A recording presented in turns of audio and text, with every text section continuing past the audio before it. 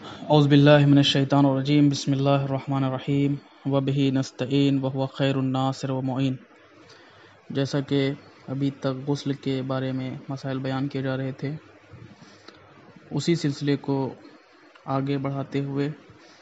آج غسل مس میت کے سلسلے میں مسائل بیان کیے جائیں گے۔ مسئلہ نمبر 527۔ اس مسئلے کو بیان کرنے سے پہلے یہ بتانا ضروری ہے کہ غسل مس میت اس وقت واجب ہوتا ہے کہ جب انسان مر جائے اور اس کی میت ٹھنڈی ہو جائے اور کوئی زندہ انسان اس میت کو چھو لے تو ایسی صورت میں غسل واجب ہو جاتا ہے۔ لیکن غسل اس وقت واجب ہوتا ہے کہ جب وہ میت ٹھنڈی ہو جائے۔ اگر وہ میت تازی مری ہو اور اس کو ہاتھ لگایا جائے لیکن وہ میت گرم ہو تو ایسی صورت میں اس سے غسل واجب نہیں ہوتا، کیونکہ انسان کا جسم مرنے کے بعد ٹھنڈا ہو جاتا ہے،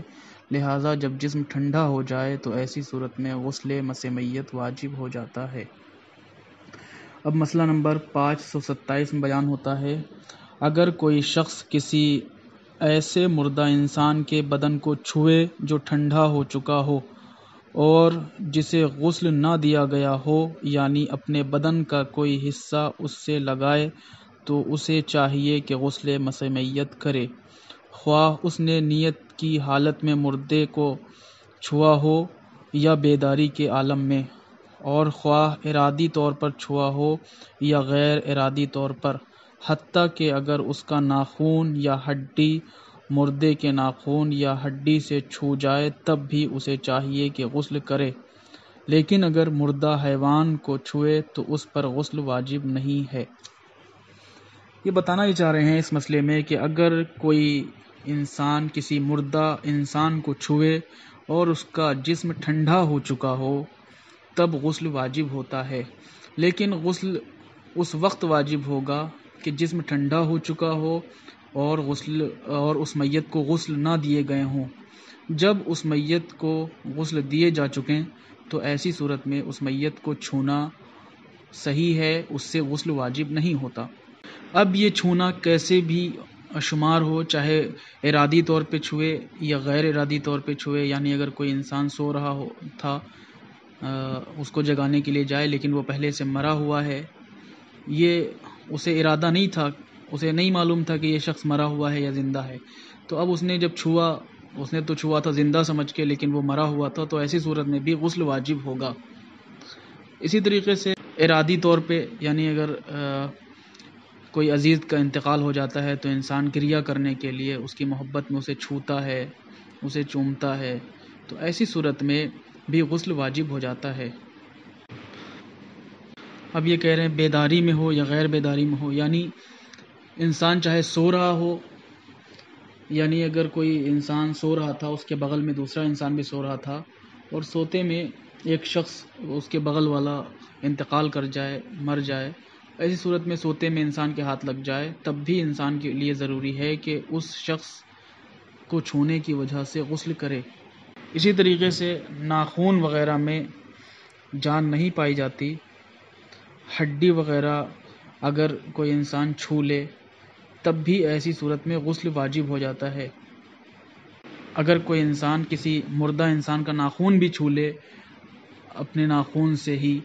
تب بھی ایسی صورت میں غسل واجب ہوگا، لیکن یہ تمام شرطیں انسان کے لیے ہیں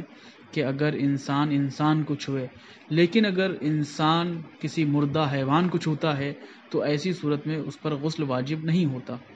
اب اس کے غسل کرنے کا طریقہ کیا ہے؟ غسل کرنے کا طریقہ وہی ہے جو غسل ترتیبی میں بتایا گیا تھا کہ سب سے پہلے نیت کرے گا کہ غسل مس میت کرتا ہے قربتاً اللہ، اپنے سر و گردن کو دھوئے گا، پھر داہنے حصے کو دھوئے گا، پھر بائیں حصے کو دھوئے گا۔ یہ احکام جیسے تمام غسلوں میں بیان کیے گئے تھے اس غسل میں بھی اسی طریقے سے انجام دے گا، لیکن اس کے لیے یہ جاننا ضروری ہے کہ اس نے میت کو چھوا ہے یا نہیں۔ جب وہ انسان کسی میت کو چھوئے گا اسی وقت ہی اس پر غسل واجب ہوگا، اس سے پہلے غسل واجب نہیں ہوگا۔ یعنی مثال کے طور پر اگر انسان کسی کے تشییع جنازہ میں جاتا ہے، کسی کی مٹی میں شرکت کرنے کے لیے جاتا ہے، اگر وہ کسی کی میت کو نہ چھوئے اور ہاتھ نہ لگائے تو ایسی صورت میں اس پر غسل واجب نہیں ہوتا۔ یہ تمام احکام انشاءاللہ دھیرے دھیرے کر کے آپ کے سامنے بیان کیے جاتے رہیں گے۔ امید یہ ہے کہ آغا سستانی رحمۃ اللہ علیہ کی رسالہ عملیہ کے تمام مسائل، چاہے وہ جدید مسائل ہوں یا قدیم مسائل ہوں، جتنے بھی مسائل ہیں سبھی آپ کے سامنے پیش کر دیے جائیں تاکہ آپ سب، ہم سب اپنے احکامات کو بخوبی انجام دے سکیں۔ انشاءاللہ جو اگزام 30 درس کے بعد ہونے کا قرار پایا تھا، طے پایا تھا، 40 حسینی کی وجہ سے یہ اگزام 30 درس کے بعد نہیں ہو سکتا، نہیں ہو پائے گا، لہٰذا انشاءاللہ مشی سے واپس آنے کے بعد یہ درس 40 حسینی کے بعد رکھا جائے گا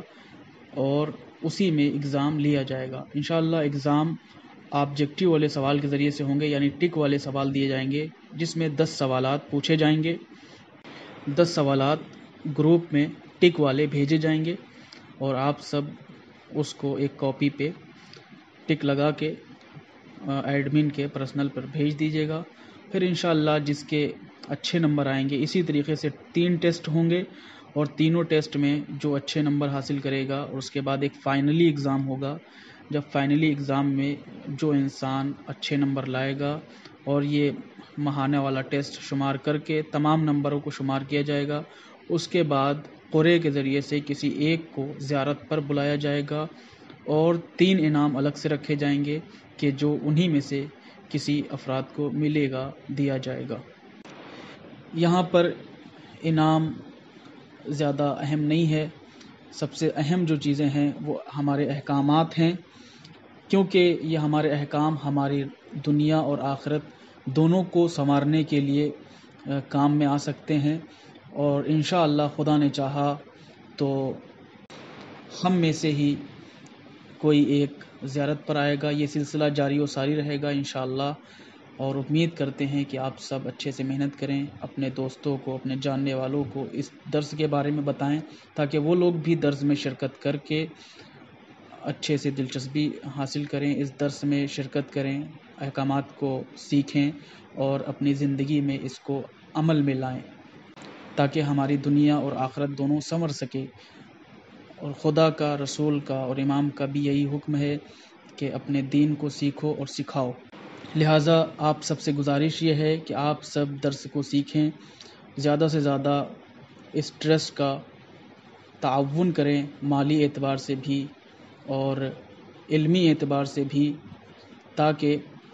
یہ ٹرسٹ اور زیادہ ترقی کر سکے اور دین کی خدمت کر سکے، اور خدا ہم سب کی کوشش و کاوش کو قبول فرمائے۔ وآخر دعوانا ان الحمد للہ رب العالمین۔